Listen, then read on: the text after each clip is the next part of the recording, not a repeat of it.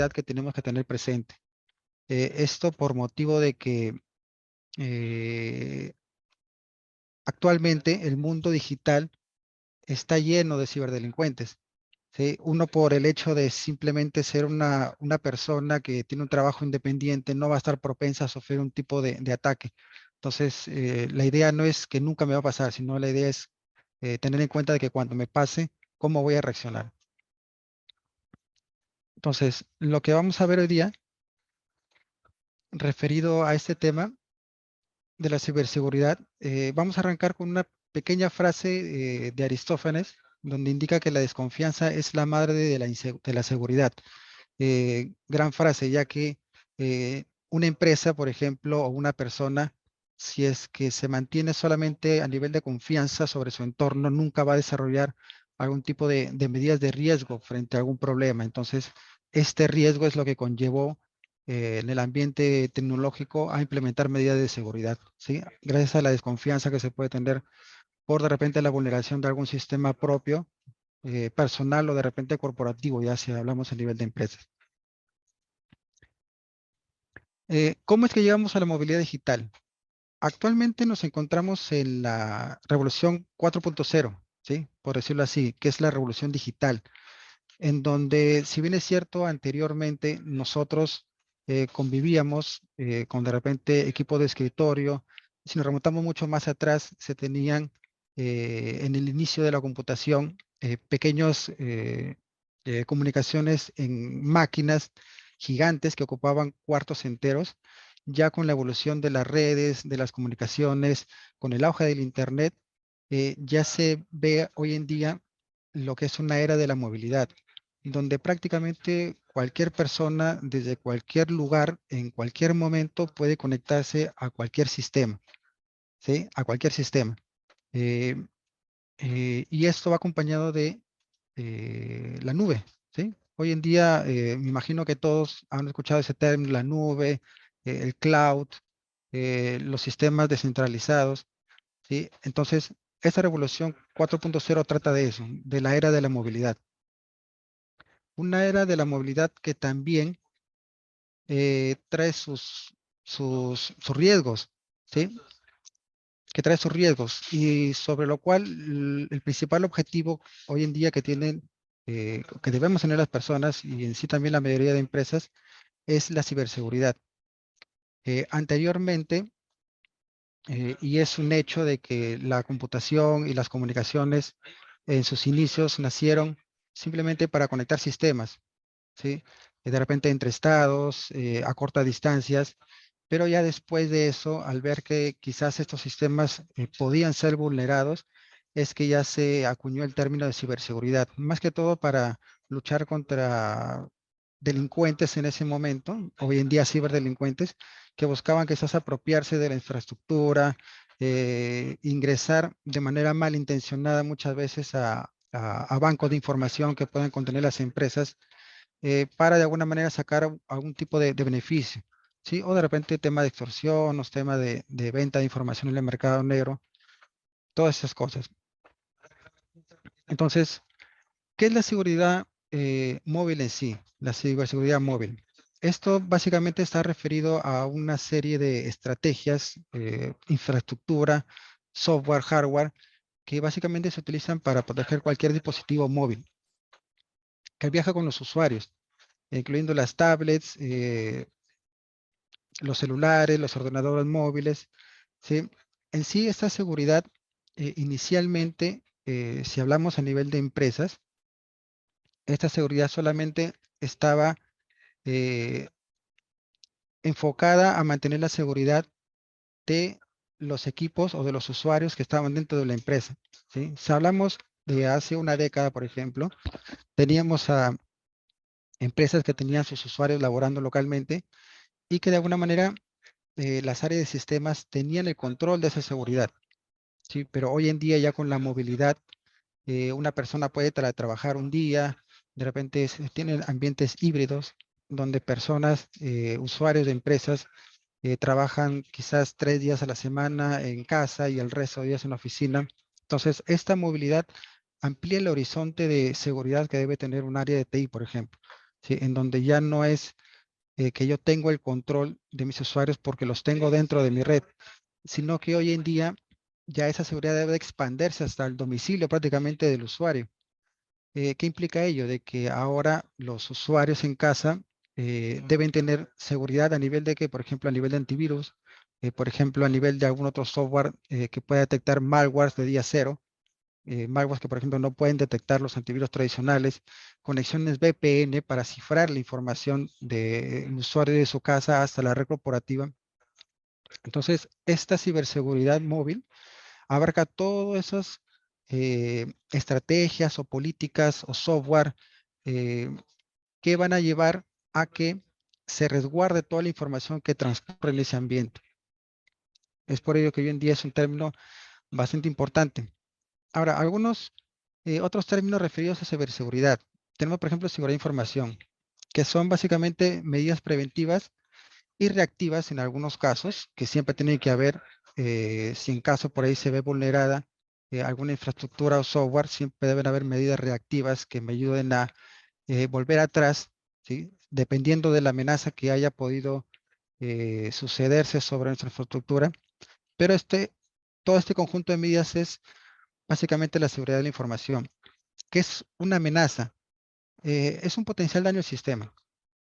Sí, imaginemos que es un virus, es una amenaza. ¿Sí? El virus que es, digamos, el malware que más se conoce actualmente.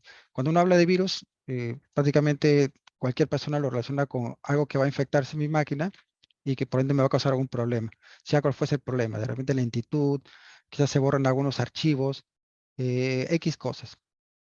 Entonces, eso corresponde a una amenaza. La vulnerabilidad es una condición que puede tener mi sistema para que esa amenaza se materialice en un daño, ¿sí? Imaginemos que yo tengo mi Windows 7 que no tiene las actualizaciones correctamente aplicadas y que por mala suerte mía, una de esas actualizaciones es la que me va a proteger contra algún tipo de malware que ha salido ya. Entonces, si yo no tengo esa actualización, corre el riesgo de que se pueda infectar mi máquina, ¿sí? Entonces, es una vulnerabilidad que yo tengo. Otro término es el activo de la información. Eh, Hoy en día, como bien ya deben saber todos, la información es un activo bastante preciado en todas las empresas.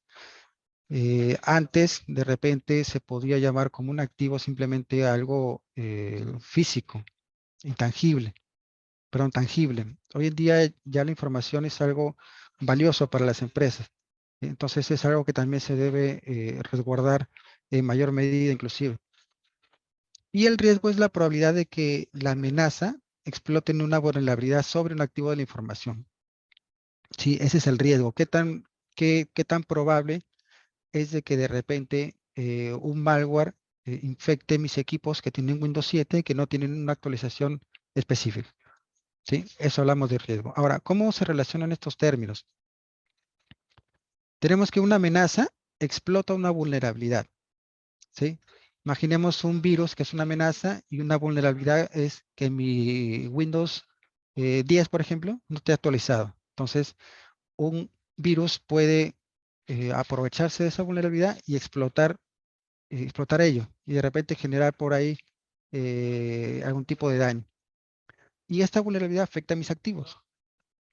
¿Sí? Llamemos activo, por ejemplo, una base de datos, ¿sí? Que tiene registro de clientes. Si no está parchado ese servidor donde está esa base de datos, ese virus puede infectar y puede de repente corromper la información, afectando obviamente el valor de los activos. Todo esto genera un riesgo, aumenta el riesgo.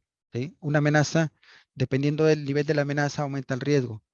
Una vulnerabilidad que yo no tenga solucionada en mi infraestructura eleva también el riesgo. El valor del activo eleva también el riesgo. Imaginemos que un atacante que ingresa dentro de nuestra red eh, por ahí aplicando ciertos mecanismos de inspección de la red para saber si hay servidores de base de datos, para saber si hay servidores de archivos, para saber si hay servidores de repente de control de usuarios. Entonces, un atacante puede ver en base a esos servicios cuál es el activo que tiene más valor. y obviamente va a ser una base de datos. Entonces, a medida que el activo tenga más valor, va a tener un mayor riesgo a poder ser atacado. Y para, de alguna manera, contrapesar todos estos escenarios, es que se aplican controles de seguridad para proteger en sí contra las amenazas, ¿sí? Por ejemplo, un antivirus, un anti-spam, ¿sí? Un anti-malware. eh, Esto con el fin de disminuir el riesgo, ¿sí? Disminuir el riesgo asociado. Ahora, ya hemos hablado un poco de lo que se llama, de lo que es la ciberseguridad móvil, ¿sí? Ahora, pero en este escenario, ¿cuáles son las amenazas y las vulnerabilidades más comunes, las más conocidas? Entonces, ¿qué es lo que tenemos acá? Hablemos de algunos datos históricos primero. En 1971 se creó, digamos, por casualidad, el primer virus informático, ¿sí? Que en sí no fue un virus, sino fue simplemente un aplicativo que alguien creó que tenía el rol de duplicarse entre sistemas. ¿Sí? O sea, a alguien se le ocurrió, a ver, voy a crear un programita que de repente en un sistema genera un archivo y a la vez en otro sistema dentro de la misma red genera otro archivo. Sí, entonces el fin de ese software, por decirlo así, era ese. Pero ya gente maliciosa, digamos, se aprovechó de esa funcionalidad de ese software para eh, implantar algún tipo de software malicioso. ¿Sí? Entonces, en 1971 nació esta aplicación no como un virus como tal, pero digamos, el cómo funciona un virus es como ese software Crepper era en un inicio. Entonces se podría decir que era el primer virus que se creó. Luego otro hito importante es que tenemos en el año 2017, no sé si algunos recuerdan, empezó toda esta onda del ransomware. Empezando con una primera versión de las pocas desconocidas que habían en el momento, que fue WannaCry. ¿Qué es lo que hizo este malware? Y que afectó a bastantes países, bastantes entidades gubernamentales, entidades privadas, por ejemplo, Telefónica de España fue afectado por esto. Este malware lo que hizo es eh, cifrar todos los archivos. Sé que no solamente un servidor, de una red de servidores, de una red de equipos, de muchas compañías, de muchos países. ¿Y qué es lo que pasaba después de que las personas administradores de estos sistemas no podían acceder a sus archivos? ¿Por qué? Porque estaban cifrados. ¿Sí? Estaban cifrados. No había forma de acceder a ellos. La única forma era pagando por un rescate hacia el atacante que generó esa infección para que el atacante le devuelva la contraseña para descifrar toda la información. Entonces, ¿qué es lo que pasó acá? Ese fue el primer ransomware que más sonó a nivel global. Ya a raíz de ello, ya hubieron más versiones de ransomware, pero ya no tuvieron la misma pegada, o al menos ya las empresas proveedoras de servicios de seguridad ya estaban advertidas sobre ese tipo de ataques que podrían darse en adelante. Y ya poco a poco también a la par de este software fueron creando algunas soluciones para de alguna manera contrarrestar los ataques de ransomware que iban a venir más adelante. Y lo que también tenemos el smishing, que para 2022 ya fue algo que prácticamente es normal en cada uno verlo en cada uno de nuestros equipos móviles, por ejemplo. Eh, Hoy en día es común que alguien reciba por ahí un mensaje de texto diciéndole, tienes una línea gratis, da clic en este enlace. O mira, has recibido una tarjeta de crédito, actualiza tus datos en este enlace. Entonces, esos mensajes maliciosos que ya llegan a través de celular, mensaje de texto, es lo que es el smishing. Y esto es bastante preocupante en el sentido de que no todos hoy en día no todos hoy en día tienen de repente conocimientos básicos sobre seguridad, ni siquiera básicos. Entonces, ¿en qué radica el problema de que muchas personas quizás pueden tener ahorros en bancos, no conocer mucho de tecnología, no conocer mucho de seguridad, y si por ahí reciben un mensaje de estos, inocentemente le pueden dar clic ahí no se dan cuenta de que el hecho de dar clic ahí y de ingresar al menos un dato puede conllevar en que sus cuentas de banco sean vaciadas, de que por ahí se sufra algún tipo de estafa y X cosas que pueden pasar. Entonces, sí es muy importante tener en cuenta de que eh, no todos vamos a ser expertos en seguridad, pero al menos sí es necesario en estos tiempos de movilidad digital tener nociones básicas al menos sobre seguridad de la información. ¿Qué otras amenazas son las más comunes que vemos hoy en día? Por ejemplo, el malware, que es cualquier software malicioso que pueda generar algún daño sobre un sistema informático. Llamemos sobre una laptop, por ejemplo, un virus que pueda hacer más lento mi equipo, de repente perder algunos archivos o cifrar algunos archivos dependiendo del malware que sea. Correo no deseado, que es lo más común que hay hoy en día a nivel de amenazas. ¿Sí? ¿Quién no se ha topado con correos spam? Es más, ya hasta los clientes de correo, las bandejas de correo, por ejemplo, Google, Hotmail, Microsoft o los mismos correos corporativos tienen su propio sistema anti-spam. Entonces tiene su etiqueta donde todo lo que es spam lo mandan para ahí. El robo de identidad, que también es bastante común, pero a nivel de banca. ¿Sí? Uno puede de repente toparse por ahí con alguien que suplantó su entidad con el fin eh, de optar por un préstamo, de repente recibir algunos pagos. La ingeniería social también. Hoy en día la ingeniería social tiene bastante auge a nivel de redes sociales, sobre todo. Por ejemplo, puede darse el caso de una persona que tiene un familiar en el extranjero y por ahí recibe un mensaje por inbox, aparentemente ese familiar pidiendo cierta información. No sé, un favor, ayúdame. He regresado a Perú, pero necesito que me deposites una plata porque mi maleta se quedó en el aeropuerto. ¿Sí? Un caso típico. Entonces, esta persona está utilizando ingeniería social, previamente habiendo robado la cuenta de ese familiar para al otro familiar quitarle dinero a través de este engaño, ¿sí? Aplicando ingeniería social. Y los fake news, sí, que son noticias falsas con contenido pseudo periodístico en algunos casos, sí, que se da a veces en prensa escrita, radio, televisión, redes sociales, sobre todo en redes sociales.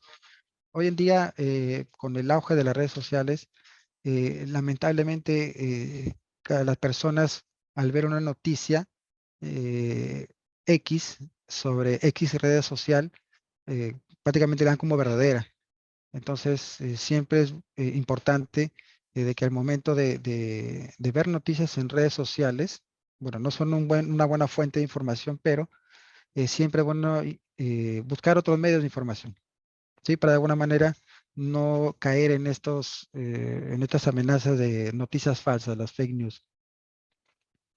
Hablemos un poco del malware. El malware es un software malicioso.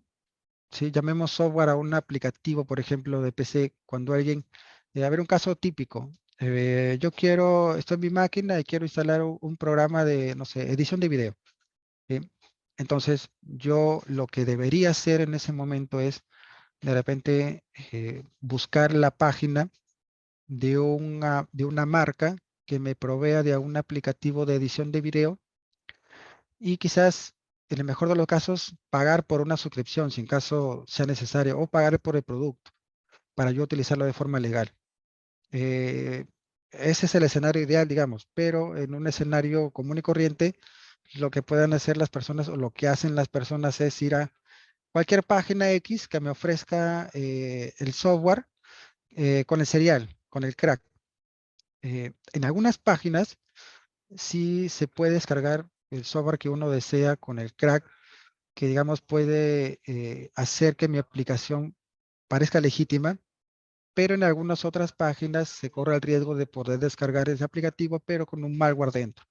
¿Sí? Entonces, en ese último escenario yo puedo descargar el aplicativo, instalarlo en mi máquina y por ahí al día siguiente veo que se pone lenta, veo que la pantalla se pone azul, veo que de repente salen rayos en mi pantalla, que quizás desaparecen algunos archivos y ¿qué es lo que ha pasado acá?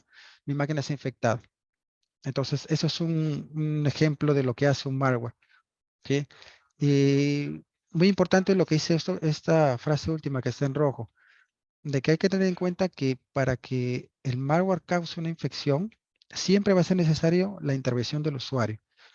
Siempre, siempre. Entonces, en el ejemplo que les puse, ¿qué fue lo que pasó? Yo descargué un software que no debí descargar de una fuente que no era confiable y mi máquina se infectó. O de repente, en un caso de que veía un correo spam y yo por ahí sin querer queriendo le di clic en el archivo que estaba adjunto y por ahí se infectó mi máquina. ¿Sí? O quizás yo por ahí me encontré un USB o alguien me pasó un USB con información que necesito, la coloco en mi máquina y se infecta mi máquina. ¿Qué es lo que pasa aquí último? No, por ejemplo, le pasé el antivirus al USB. ¿Sí? Entonces, cada acción que pueda desencadenar una infección siempre va a tener consigo o siempre va a ser causada por la intervención del usuario. Entonces, siempre es bueno estar prevenidos ante cualquier cosa que pueda pasar con respecto a nivel de seguridad. Ahora, hablemos un poco de los malware que existen. Eh, los virus son los más conocidos, así que la mayoría de personas siempre relaciona un malware con un virus. O sea, para casi la mayoría solamente existen los virus. Sí, pero hay que tener en claro de que un virus es un tipo de software malicioso, ¿sí? De aplicación maliciosa. Es solamente uno de los tipos que hay. Eh, al igual que los virus humanos, ¿sí? Por eso el nombre, al igual que los virus humanos, estos software tienen la capacidad de replicarse entre varios equipos dentro de la misma red, ¿sí? Expandirse. Entonces, por eso que se llama virus. Así como vimos hace un momento, de que cuál fue el virus, el primer virus que nació, que tenía esta funcionalidad de replicarse entre varios equipos. Ya cuando hablamos del término virus, ya hablamos de un software que se replica en equipos de mi red causando daño, ¿sí? Por ejemplo, puede estar hoy en día en mi máquina, eh, quizás cifrar algunos archivos, de repente poner lento mi equipo. Al día siguiente ese virus puede irse hacia otra máquina dentro de mi red, ¿sí? Y ahí por ahí seguir causando daño. ¿Qué otro tipo de malware tenemos? Los keylogger. Sí, son también software maliciosos que en algunos casos no son detectados, quizás por la seguridad del mismo Windows que viene embebida. ¿Qué son estos software? Son aplicativos que se instalan dentro de mi equipo, que básicamente lo que hacen es detectar todas las pulsaciones que hago en el teclado. ¿Sí? ¿Con qué fin? Pongamos un ejemplo. Yo estoy ingresando al banco, ¿sí? A la banca por internet, no sé, del BCP. Ingreso los datos de mi tarjeta, ingreso mi cuenta, mi clave y ya ingreso a la banca por internet. Pero ¿qué es lo que pasó? Eh, yo sin darme cuenta pude tener un keylogger, que es este aplicativo que me ha detectado todas las pulsaciones que he hecho en mi teclado y prácticamente ha sabido que yo he ingresado al BCP, ha sabido mi tarjeta. De repente, si yo hice otra compra en otra página usando mis datos de mi tarjeta, este keylogger pudo también haber leído esos datos y ya, pues con eso ya el atacante puede hacer lo que sea, ¿no? ¿Qué otro malware tenemos? El spyware, sí, que es básicamente un software espía que puede rastrear todas las cosas que yo hago dentro de mi equipo. A dónde navego, qué aplicaciones abro, qué de repente bancos yo visito, sí, todo ello. Entonces, ese es un tipo también de software malicioso. ¿Qué tenemos acá? El troyano, también, una amenaza más. El troyano, bueno, como hace más o menos un símil a lo que es el caballo de Troya, donde prácticamente se ingresó en un caballo de madera y dentro del caballo habían los soldados, ¿no? Estaban los soldados. Algo similar es así. Un ejemplo de un caballo, de un troyano es, imaginemos que yo descargo un PDF y que yo veo el archivo que es documento.pdf, si yo lo veo tal cual. Pero ¿qué pasa? Yo ese archivo lo descargué de una fuente no confiable y por mala suerte mía, ese archivo que tenía extensión PDF, dentro tenía incrustado un aplicativo, un ejecutable, que era un malware. Entonces, yo descargué un PDF, pero por dentro era un software malicioso. Entonces, este tipo de ataques son los conocidos troyanos. ¿Qué otro tipo de amenazas hay? Bueno, la más conocida, el ransomware. No sé si la mayoría habrá escuchado este término, pero a nivel de seguridad informática es el más peligroso de todos. ¿Por qué? Porque todos los software anteriores, todos los malware, perdón, anteriores, tienen alguna forma de remediarse. Si tienen algún tipo de remediación. De repente puede tomar su tiempo, pero tiene algún tipo de remediación. Pero si hablamos de ransomware, hablamos de un malware que si logra infectar tu equipo, lo que va a hacer es cifrar toda tu información y tú no la vas a poder descifrar, salvo que tengas la llave o la contraseña que te permita descifrar esa información. ¿Y quién tiene esa llave, esa clave? La tiene el atacante que ha generado este ataque, valga la redundancia. Entonces, si bien es cierto, hoy en día ya los fabricantes de antivirus, de soluciones de seguridad, por ejemplo, llamamos McAfee, llamamos Kaspersky, todas ellas ya tienen algunas herramientas que me pueden quizás descifrar algunos ransomware conocidos, pero algunos no. Entonces, puedo yo tener la mala suerte de que me toque un ransomware que no tenga alguna herramienta de descifrado y por ahí se infecta mi equipo. Sí, entonces, esto que ven a la izquierda, perdón, a la derecha, es la pantallita que les aparecía a las personas cuando se les infectaba su equipo. Es necesario que paguen un rescate, ¿sí? Para recuperar mi información, ¿sí? Y en este caso se pagaba en bitcoins.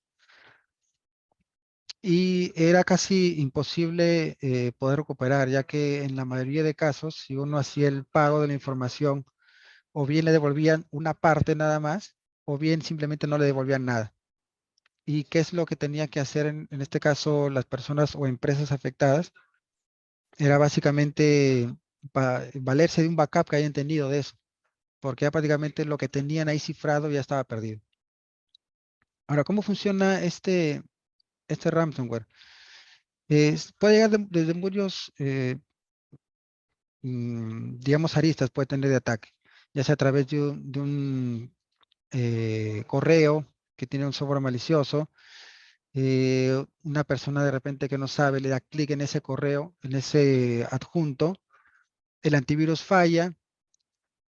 Una vez que ingresa el ransomware en la máquina de la persona afectada, ese malware se comunica con un servidor externo, entra en función ya lo que es el ransomware como tal para encriptar los archivos y la llave que se usa para encriptar los archivos se envía hacia el servidor externo y se borra de la máquina local. Y por ende, tú no tienes forma de recuperar tu información, ¿sí? Prácticamente. Y solamente te queda o pagar el rescate, que no es lo recomendable, o de repente dar por pedir la información y valerse de un backup de la misma. Ahora, ya hemos visto más o menos cuáles son las amenazas que existen hoy en día. Ahora, ya conociendo todas esas amenazas que existen, ¿cómo es que nosotros podemos tomar medidas para potenciar o mitigar o prevenir estos ataques que puedan ocurrirse? O sea, ¿cómo protegemos nuestro ambiente de trabajo? O de repente, si nos vamos al ámbito personal, ¿cómo protegemos que nuestra información personal, no sé, fotos, redes sociales, archivos de la universidad, archivos de nuestros hijos, de nuestros familiares, no se vean afectados por este tipo de ataques? Entonces, vamos a ver un poco sobre lo que está referido a repotenciar el trabajo, la ciberseguridad, perdón, en el teletrabajo. Ahora, ¿cuáles son algunas tendencias que hay hoy, que se tienen para este año? Hay una mayor flexibilidad, ¿sí? A nivel de uso de tecnologías, a nivel de presencialidad o el trabajo remoto, ¿sí? Ya hoy en día, a diferencia, por ejemplo, de hace unos 3 años, casi la mayoría de empresas tenían la obligatoriedad de que todos sus trabajadores estén de forma presencial. Hoy en día, ya con este auge del teletrabajo, producto de la pandemia que ocurrió hace unos años, ya prácticamente ha obligado a las empresas a poder adoptar esta flexibilidad en el trabajo, teniendo trabajadores tanto in situ como trabajadores remotos. Tenemos también una tendencia de que la ciberseguridad ya tiene su concienciación propia, ¿sí? Y es importante. Hoy en día, por ejemplo, lo que estamos haciendo hoy en día es una muestra de ello, de que se hace importante para las empresas, para los usuarios, para una persona común y corriente, conocer sobre ciberseguridad. Por ejemplo, para una empresa hoy en día es importante sí o sí poder proteger a sus empleados, poder proteger sus sistemas, de repente sus páginas web, sus bases de datos. Hoy en día también para una persona común y corriente también debe ser importante proteger su información personal. Entonces es una concienciación que ya está más marcada, y que es tendencia para este año y lo va a ser para más adelante también. La comunicación asíncrona también es en el sentido de que ya se tiene eh, una forma de comunicación en el personal de una empresa que se puede establecer no siempre en la misma sincronía, no siempre a la vez, ¿sí? Entonces es también una tendencia que se tiene para este año. Eh, la nube, ¿sí? Las soluciones en nube también hoy en día son bastante importantes, bastante imprescindibles. Eh, es difícil encontrar una empresa que hoy por hoy tenga el 100% de infraestructura localmente. Casi la mayoría de empresas, por ejemplo, tienen sus servicios o sus servidores críticos en la nube, ya sea, por ejemplo, Azure, sea Amazon, sea Google, o sea cualquier otra nube que pueda prestar este tipo de servicios. Entonces, es muy importante e imprescindible ello. ¿Qué otra tendencia se tiene? El impulso entre el equilibrio de la vida laboral y la vida personal. Si bien es cierto, esto ya se aleja un poquito de los temas de ciberseguridad, pero es muy importante el no mezclar ambas cosas, ¿no? Siempre se dice de que una persona no debe mezclar la vida laboral con la vida personal porque o se puede perjudicar la vida personal o de repente la vida en el trabajo, ¿no? Por eso este equilibrio también lo entienden las empresas, de que, por ejemplo, ya no le puedo dar o no es lo recomendable dar a un trabajador esas horas extras, sabiendo que quizás ese trabajador puede tener su familia, sus hijos, y digamos puede chocar con ello también. Sí, es también algo que se está viendo como tendencia para este año referido al teletrabajo. Diversidad, también a nivel de contratación y mayor inclusión, en el sentido de que hoy en día, si, por ejemplo, para desarrolladores de software, ya no es necesario, quizás en la mayoría de casos, tener una contratación presencial, ¿sí? Y yo puedo contratar gente para que me desarrolle un software, quizás no necesariamente voy a solicitar que trabajen en una oficina, ¿sí? Sino que lo pueden hacer ya desde casa. Y si hablamos de inclusión, podemos tener casos de personas que se contratan para trabajar desde casa como teletrabajo y quizás puede ser una persona discapacitada y que hoy en día no va a tener ninguna afectación a nivel de rendimiento. Entonces también esa es una tendencia que se está considerando. Y aumento de las políticas de teletrabajo.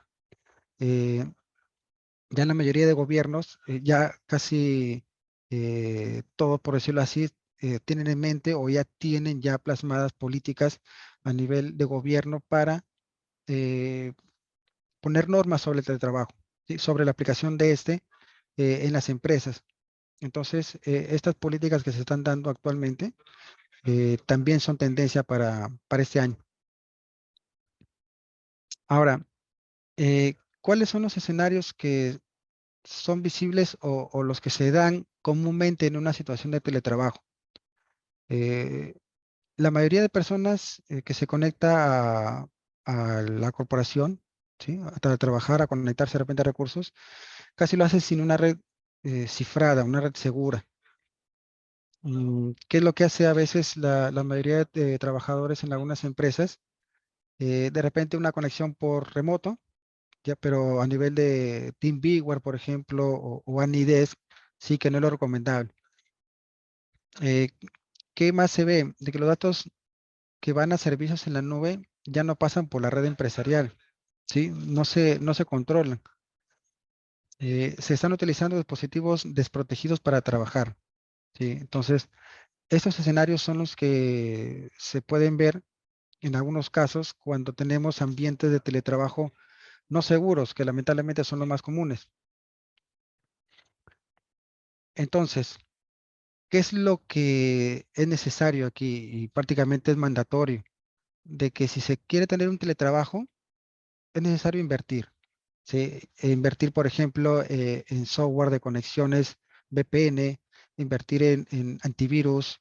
Si bien es cierto, ya se tenía esta tendencia a la inversión en seguridad, pero hoy en día con el escenario de teletrabajo se hace mucho más importante ello, ¿sí? Mucho más importante tenerlo en cuenta. Y sobre todo el hecho de no adquirir software pirata, ¿no? Porque como vimos en un ejemplo pasado, si yo por ahí adquiero una solución o quiero usar una solución de software y de repente lo descargo de un sitio que no es legal, puedo correr el riesgo de que, uno, se infecte mi máquina, ¿sí? Pierda mi información. Y dos, de que de repente ante algún tipo de auditoría eh, y se revise mi equipo, quizás pueda tener algún tipo de penalidad, ¿sí? Sobre todo la empresa donde laboro. Entonces, como vemos, estos son algunos de los puntos que de repente pueden generar algún tipo de riesgo si es que no se cuenta con un software pirata. Perdón, si es que no se cuenta con un software legítimo y se tiene un software pirata. Ahora, en base a todo lo que hemos hablado, ¿sí? Sobre ciberseguridad, ¿cuáles son las vulnerabilidades más comunes que tenemos durante el teletrabajo? Lo más común es que, por ejemplo, un usuario tenga algún software antivirus desactualizado. Así que es lo más típico. Y peor aún que alguno tenga algún antivirus quizás gratuito. Que si bien es cierto, hay algunos antivirus gratuitos que de repente me pueden dar cierto nivel de seguridad, pero hay que tener en cuenta que esto viene con una especie de trampa. ¿En qué sentido? De que algún proveedor de seguridad te puede dar, sí, mira, usa este software gratuito, te va a durar un año, pero por ahí no tiene funcionalidades que te pueden proteger a ti contra algún tipo de amenaza avanzada. Sí, entonces un software gratuito no te va a dar una certeza de que te va a proteger al 100% de al menos amenazas mínimas. ¿Sí? Por eso es recomendable de repente invertir un poco y comprar un software de antivirus licenciado y de alguna marca referente, ¿no? Ya sea por ejemplo McAfee, ya sea por ejemplo Kaspersky, eh, Bitdefender, ¿sí? AVG, que son algunos de los proveedores de antivirus para de alguna manera tener la seguridad y la confianza de que un proveedor de servicios de seguridad con experiencia está asegurando tu equipo. ¿Sí? ¿Qué otras vulnerabilidades más tenemos? De que al abrir archivos no nos fijamos en la procedencia del mismo. Pasa en algunos casos de que, y no solo se ve a nivel corporativo, sino también a nivel personal se ve bastante de ello, de que una persona recibe un archivo en un correo que aparentemente tiene la pinta, no sé, de ser de, pongamos, Banco BCP, o tiendas Falabella o X Retail, y de repente no se fija en el encabezado de correo o no se fija en el origen del correo.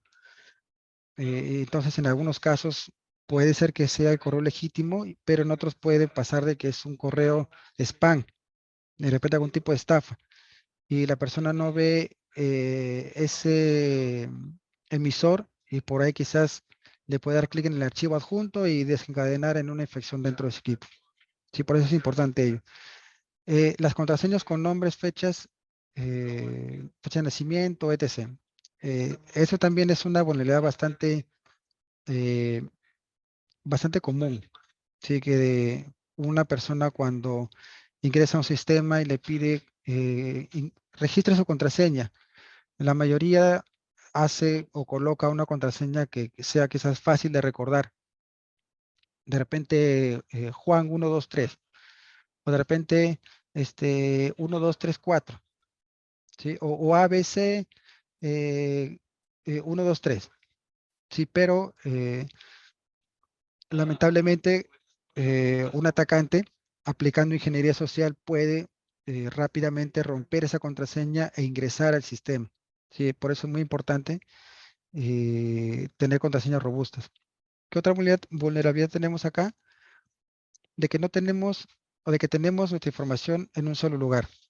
Sí, en el sentido de que, por ejemplo, toda mi información personal la tengo solamente en mi laptop.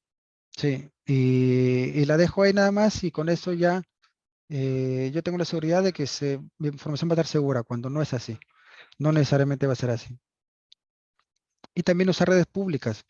Por ejemplo, en una Starbucks, de repente en una red de algún centro comercial. Hay que tener en cuenta que estas redes, en la mayoría de casos, pueden tener algún tipo de atacante infiltrado dentro de los usuarios que están conectados a la red. Entonces, ¿cómo me muevo menos vulnerable en estos aspectos? Uno, tener un antivirus actualizado, ¿sí? De preferencia no gratuito, como les comenté. Tomarse el tiempo para revisar el remitente de los correos que me llegan, ¿sí? Aún así, el correo no llega al spam, sino a mi bandeja principal.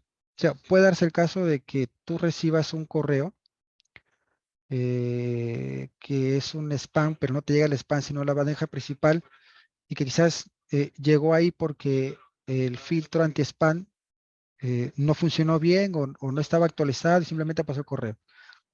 Entonces, es muy importante siempre revisar que estos mensajes que te llegan sean los legítimos, porque puede pasar el caso de que me llegó el correo malicioso a mi bandeja principal y yo por no revisar el remitente, no revisar la estructura del mensaje, no ser un poco escéptico, le di clic en el vínculo o le di clic en el archivo adjunto y por ahí se infectó mi máquina. Sí, por eso es muy importante eh, tener esta consideración en cuenta. Bueno, luego crear contraseñas robustas, si es posible usando algún tipo de mnemotecnia, mantener la información no solamente en un solo lugar, eh, quizás usar algún drive, algún USB, algún disco duro, pero tener, tenerla replicada en varios lugares, con el fin de que si se malogra mi máquina o se infecta mi máquina, o si le ocurre algún desperfecto a mi máquina y ya no puedo acceder a la información, ya menos la tengo en otro sitio. ¿Sí? Muy importante eso para el teletrabajo, sobre todo. Eh, y si bien es cierto, hoy en día la mayoría de empresas ya tienen políticas de backup de la información de los usuarios, o los usuarios en su defecto no guardan su información de manera local, sino que se hacen algún recurso compartido. Entonces, ya esta recomendación de guardar la información en otro sitio ya le compete a las personas de TI, ¿no? Que se encargan de hacer ese tipo de mantenimiento. Y no conectarse al wifi público. Si bien es cierto, en algunos casos es necesario ello, pero siempre es bueno que si de repente te conectas a un wifi público por alguna urgencia, siempre tener activo tu antivirus, tu antimalware. Si te vas a conectar a la empresa, hacerlo meter en una conexión VPN, ¿sí? Para que toda tu información se cifre y tengas medidas de seguridad sobre esa conexión pública que vas a utilizar en ese momento. Ahora, otro punto importante también a tener en cuenta es que durante el teletrabajo, algunos usuarios no tienen el pleno conocimiento de que sí o sí es recomendable visitar sitios seguros. Sí, sitios seguros, me refiero cuando, por ejemplo, tú accedes a Facebook, en la parte de arriba, superior izquierda, vas a ver como una especie de candadito, o lo que es el HTTPS, sí que son páginas seguras. Es recomendable visitar estas páginas y de repente descargar contenido de páginas así. ¿Por qué? Porque estas páginas te garantizan información cifrada, ¿sí? A diferencia de las otras páginas que no tienen el candadito o tienen el candadito con una raya en rojo, entonces esas son páginas no seguras. Sí, por eso es recomendable el acceso solamente a sitios seguros.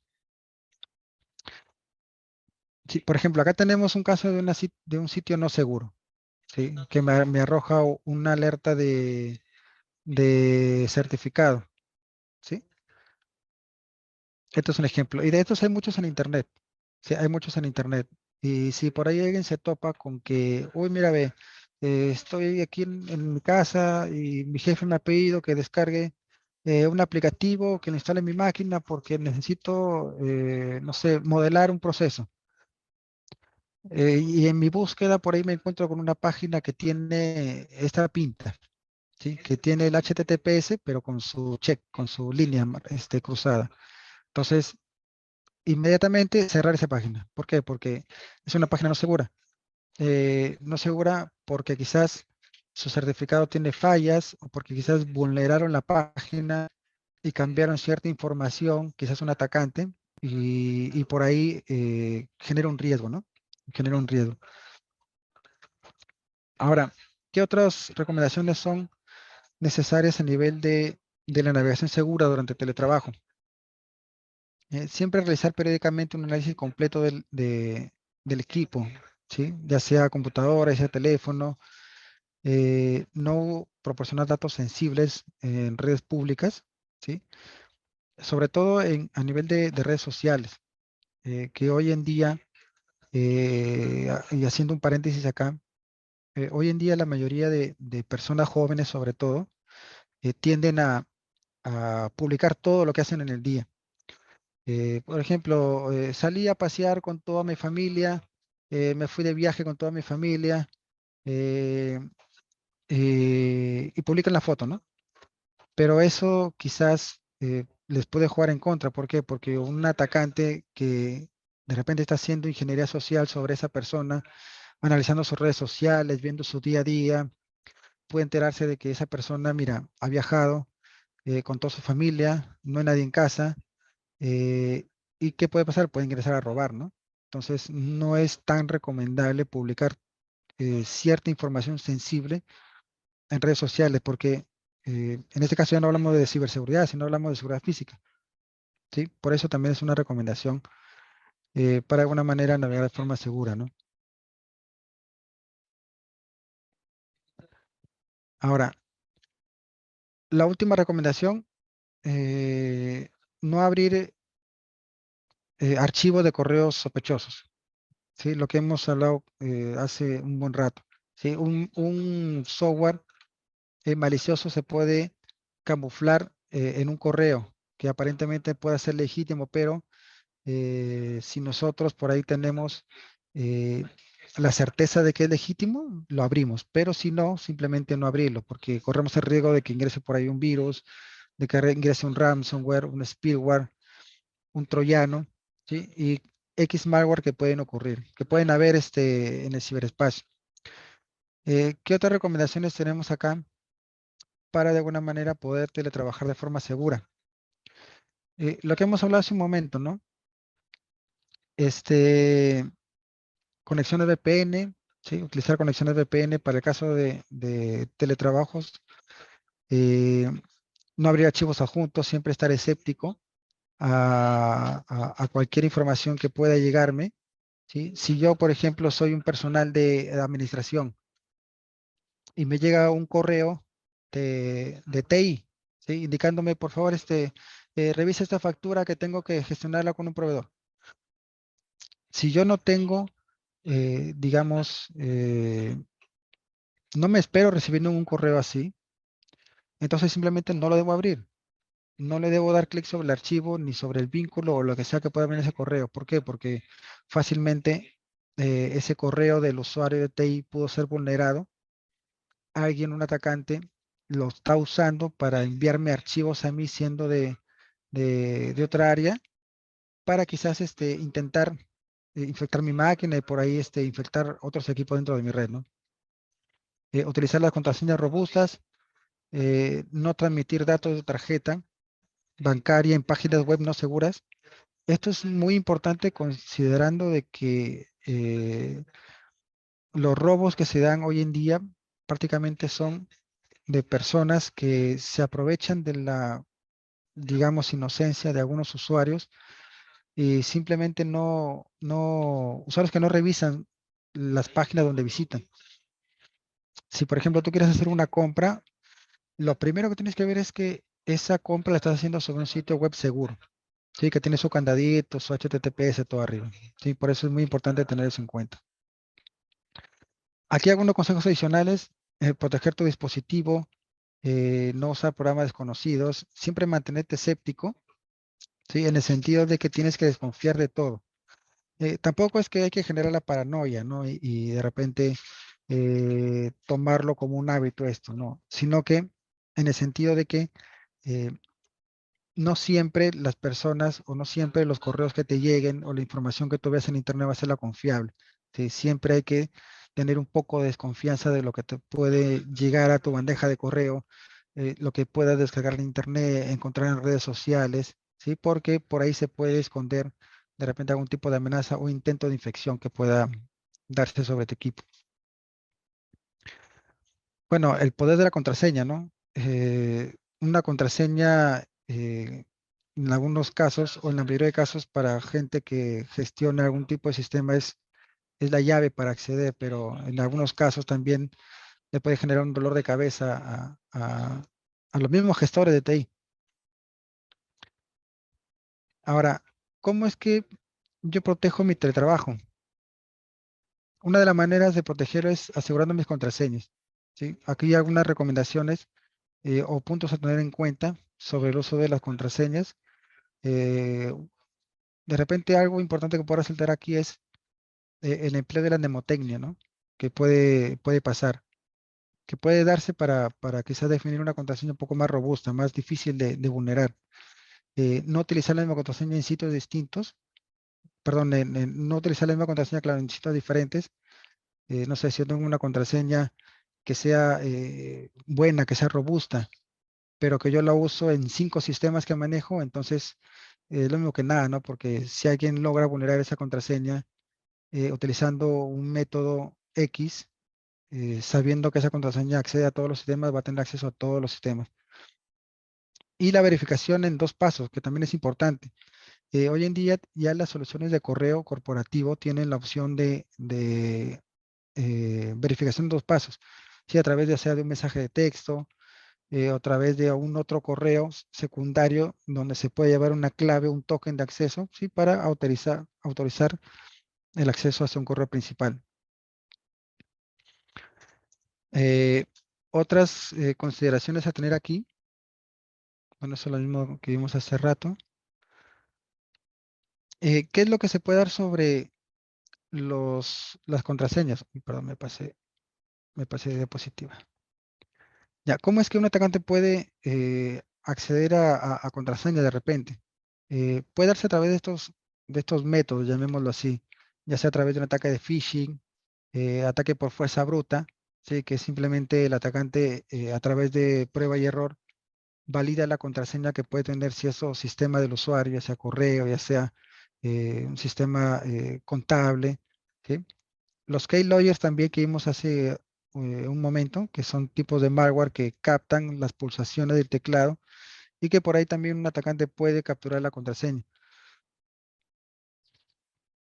Eh, este punto hay que tenerlo bastante en cuenta, de que el usuario lamentablemente es el eslabón más débil, en el sentido de que en algunos casos es fácil de persuadir, quizás no tiene conocimientos al menos básicos en seguridad y por ahí puede ser la puerta de ingreso de quizás algún ciberataque.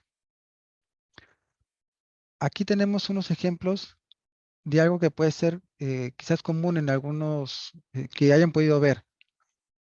Por ejemplo, tenemos aquí una página de Google, ¿sí? Aparentemente una página de Google, pero si uno ve en la parte superior, dice account.g00gle.com. Entonces, un usuario que quizás no conoce mucho de seguridad puede decir, ah, no, mira, sí es la página de Google, tiene toda la pinta de ser la página de Google. Pero una persona que es más, quizás, que tiene conocimiento sobre seguridad puede ver arriba, mira, ve, no dice Google, dice g00gle.com y aparte, esa página no está cifrada, tiene HTTP. Sí, entonces, estos son unos ejemplos de repente de phishing, ¿sí? Entonces, esto es, por ejemplo, un correo que llegó aparentemente del Banco de la Nación, pero que no tiene el emisor de un Banco de la Nación. Son casos que se pueden presentar.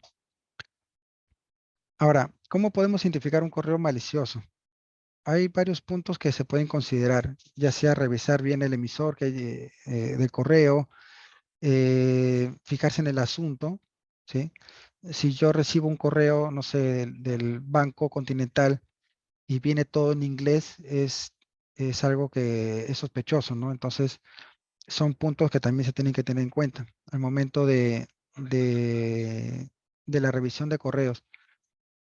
Si, por ejemplo, yo nunca espero recibir un correo de cierta persona y me envía y por ahí me dice, mira, un favor, abre el adjunto y llena tal información que la necesito.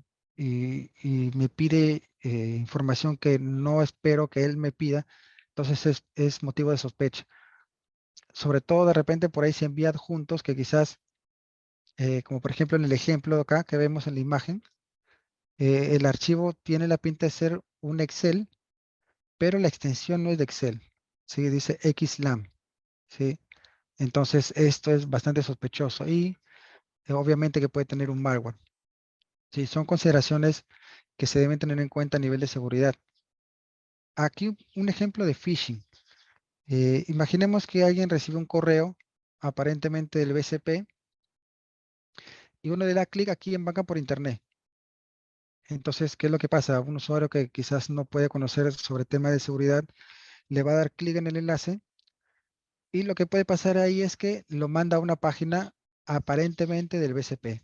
Pero si uno se da cuenta en la parte de arriba, ese link no corresponde al BCP o no tiene la pinta de ser de algún tipo de servicio del BCP.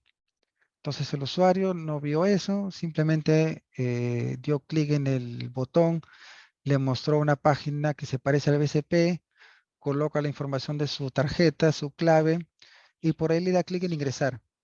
Pero ¿qué es lo que pasa? Uy, salió un error, ¿sí? Tarjeta o clave incorrecta, aparentemente. Entonces, ¿qué es lo que pasa después? De que el mismo mensaje le reenvía a la página verdadera del BCP, ¿sí? Porque vemos acá arriba que es la página verdadera del BCP. ¿Qué es lo que ha pasado acá? De que ha llegado un mensaje de phishing, ¿sí? Ha llegado un phishing. El usuario inocentemente ha dado clic en el enlace, le botó a una página que tenía la pinta de ser del BCP. El usuario colocó sus datos, pero al darle clic en ingresar, ¿qué es lo que está pasando? ¿Qué es lo que ha pasado? El atacante se ha robado toda su información de tarjetas y de claves. Y para de alguna manera no generar sospecha, al darle clic en ingresar el usuario, el atacante le ha reenviado la página del BCP, la original, la legítima.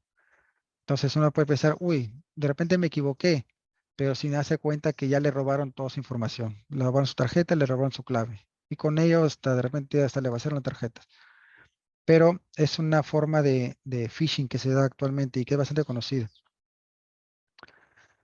Entonces, ¿cuál es la clave para todo esto? La clave es la prevención, ¿sí? Algunas consideraciones que hay que tener en cuenta aquí. Siempre ser precavidos. Si nos mandan un enlace al correo, eh, de repente quizás toda esa información que nos llega, si nosotros tenemos dudas si puede ser seguro o no, reenviarla hacia nuestro personal de TI, ¿sí? Que tengamos en la empresa, o si digamos somos personas comunes y corrientes que estamos en casa y por ahí recibimos un correo en nuestra bandeja de notificaciones del Gmail, por ahí si vemos un correo que es sospechoso, no abrirlo, o si de repente crees tú que necesitas abrirlo porque es información que te han podido enviar de algún banco, de repente consultarlo con alguna persona que sepa, ¿no? Quizás algún familiar que tenga conocimientos de seguridad para que de alguna manera te valide de que ese mensaje que estás recibiendo es seguro. No conectar dispositivos externos o USBs si es que no manejamos una aplicación de antivirus, ¿sí? Siempre tener en cuenta eso. Y utilizar la contraseña segura, ¿no? Que, que es lo más recomendable. Ahora, ¿cómo yo sé si fui atacado? Aquí algunas consideraciones a tener en cuenta que son, digamos, algún síntomas de algún equipo cuando ha sido vulnerado, ¿sí?